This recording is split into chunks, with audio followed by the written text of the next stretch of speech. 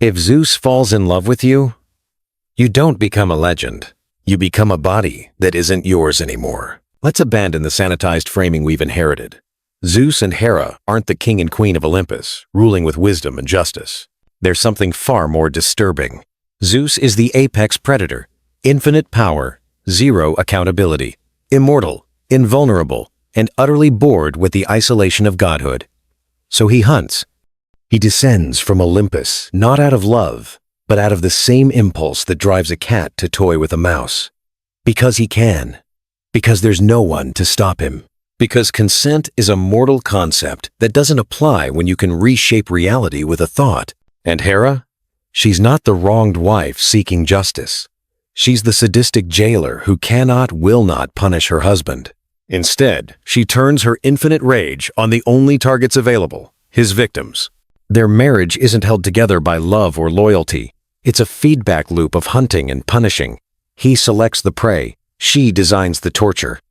Together, they've perfected a system where the only constant is suffering, where the screams of mortals are the white noise that fills the silence of eternity. This is the divine marriage. This is Olympus, and the bodies pile up beneath it. Let's examine the case files. 3 women, 3 different methods of annihilation, but the same result every time. Their humanity stripped away like skin from bone, their identities erased, their stories rewritten as romance when they were really atrocities. Her name was Io, a priestess, devoted to Hera herself, and yes, appreciate the cruel irony of that. She served the goddess faithfully in Argos, tending the sacred flames, speaking the prayers, living a life of discipline and devotion. And Zeus noticed her. That's all it took. A glance, a moment of divine attention, and her fate was sealed. He pursued her through sacred groves, where she couldn't refuse him without violating the sanctity of the space.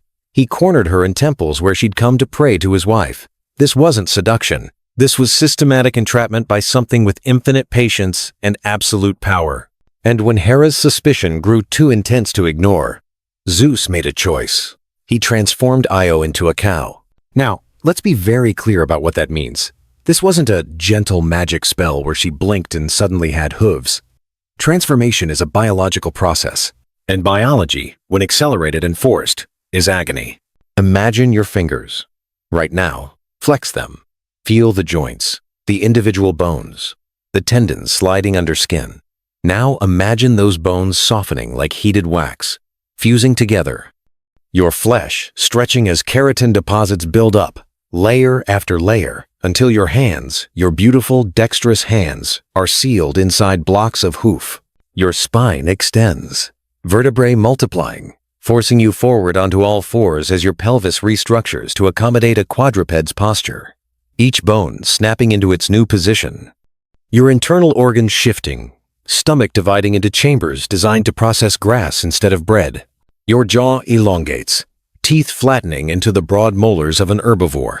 Your tongue thickening, coating with the rough texture needed to strip leaves from branches.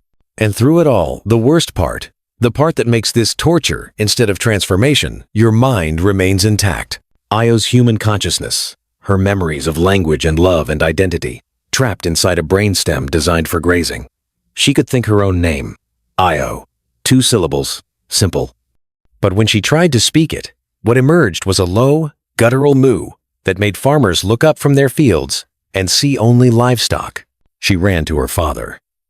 He didn't recognize her. She tried to write her name in the dirt with her hoof Io scratching desperately, and for one moment his eyes widened with impossible understanding. Then grief. Then horror. Because what do you do when your daughter is gone but still standing in front of you, trapped inside the body of an animal? But Hera wasn't finished. A single gadfly. That's all it took. One insect, divinely empowered, that would never stop stinging, never rest, never die. Io ran. Across Greece, across Asia Minor, across continents that would later bear her name, the Ionian Sea, the Bosphorus, which means cow's passage. Everywhere she went, the gadfly followed, stinging, stinging, stinging, until pain was her only constant reality. She couldn't ask for help. She couldn't explain. She could only run on legs that weren't hers, making sounds that weren't human, while her mind screamed in a language no one could hear. This is what it means to be dehumanized, not killed. Worse, to have your species designation revoked while your consciousness remains to witness it.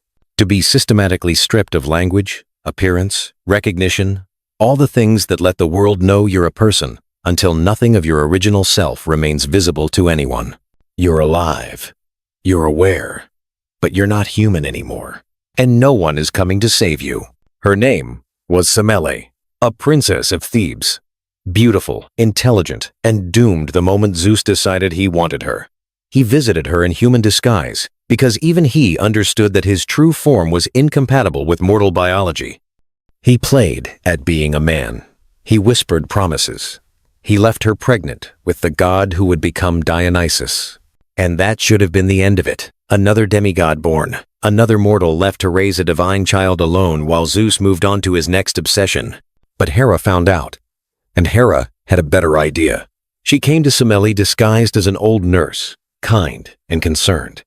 She planted a seed of doubt, as simple and devastating as a virus. If Zeus truly loves you, if he's really the king of the gods, why does he hide his true form? Doesn't he trust you? Doesn't he think you're worthy of seeing him as he really is? It's a masterful manipulation, because what Hera understood, and what Semele couldn't possibly know, is that the gods aren't made of flesh and blood like us. They're concentrated divine energy, living, radiation, something mortal biology was never designed to witness, let alone withstand.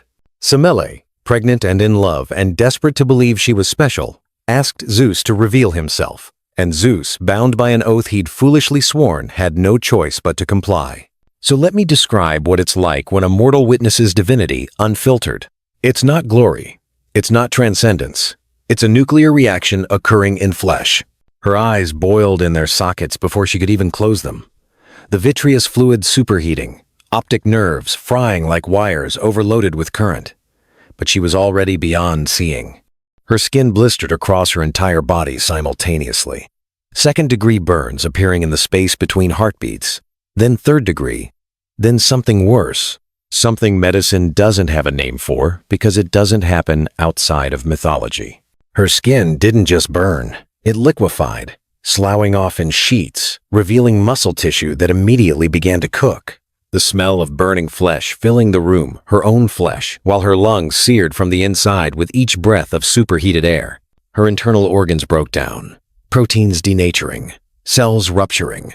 It wasn't fire, it was something more fundamental than fire.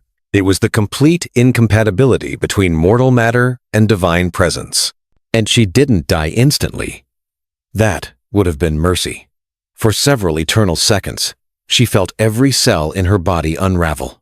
Conscious, aware, experiencing the total breakdown of biological integrity, while her mind tried and failed to process the magnitude of what was destroying her.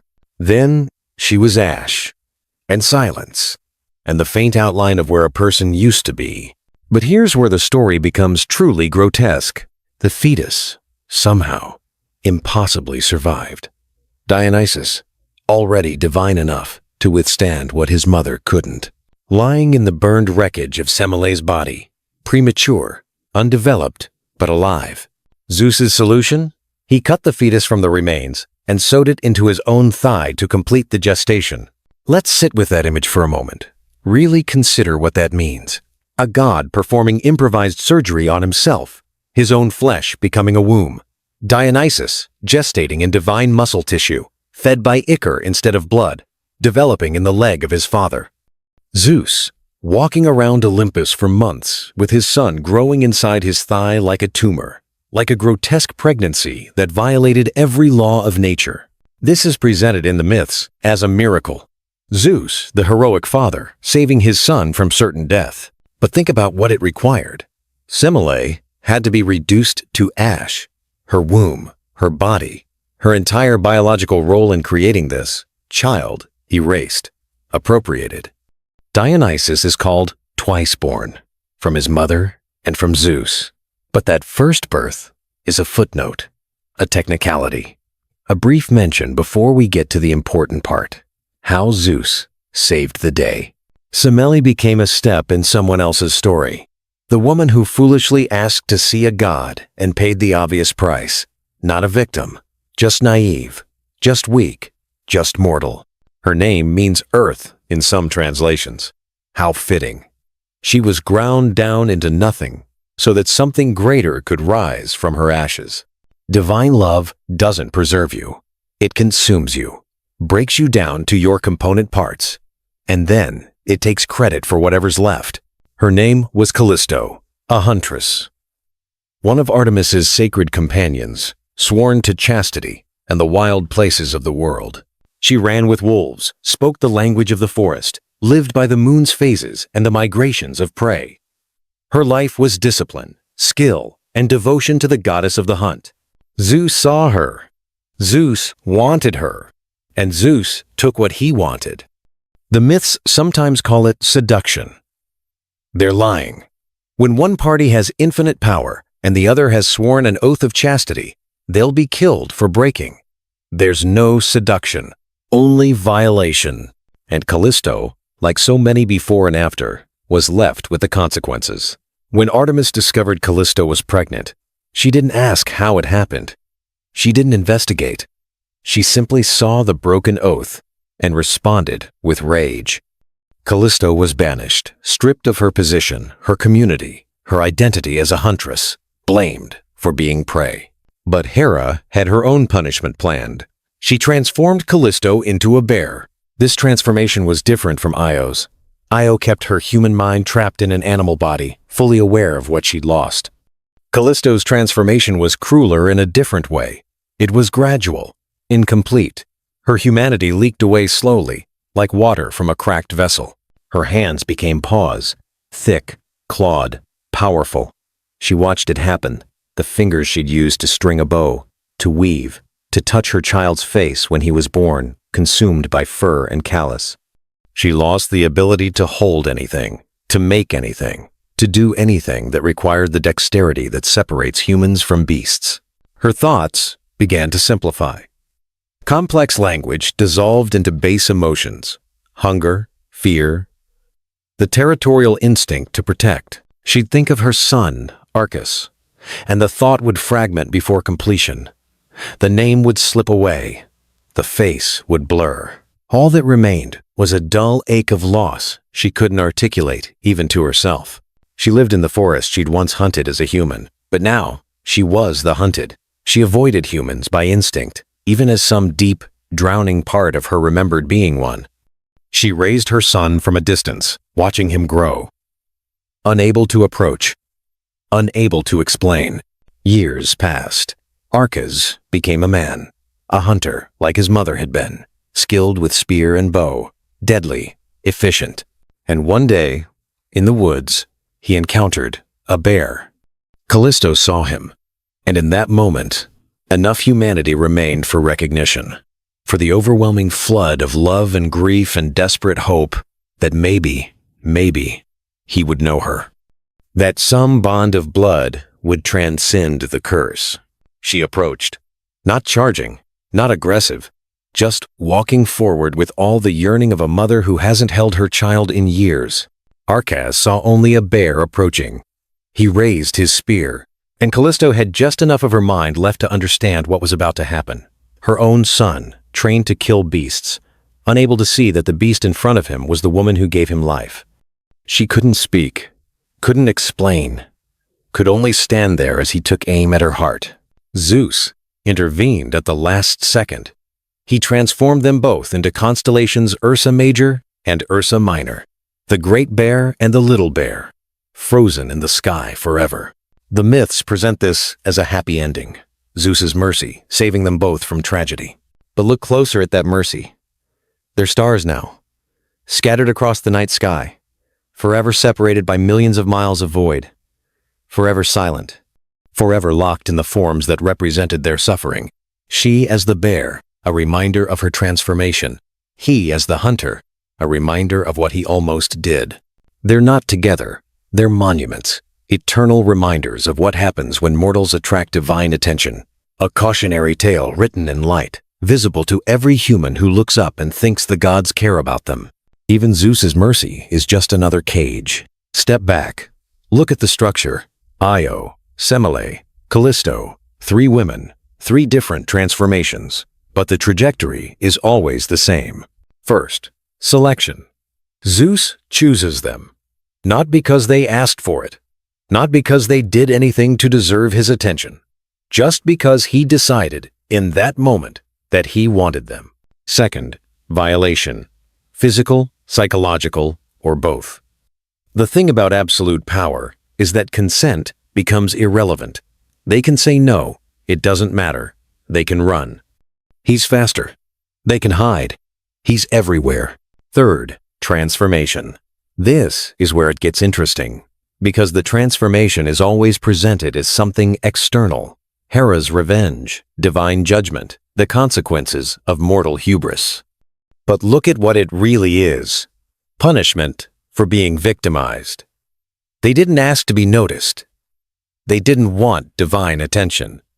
But once they received it, they were marked, contaminated, and the world needed them to be changed into something else so the story could move on. Fourth, erasure. Their names survive in the myths, but their perspectives don't. We don't hear Io's account of what it felt like to lose her humanity. We don't read Semele's last thoughts as her body disintegrated. We don't know what Callisto tried to say to her son in that final moment before the transformation into stars. We have the myths, the sanitized, romanticized versions that frame these as love stories with tragic twists. But we don't have their testimony. Zeus wields desire as a weapon. Hera wields transformation as torture. And together, they've created a taxonomy of suffering, a catalog of what happens when mortal flesh is forced to contain divine attention. The gods didn't elevate these women.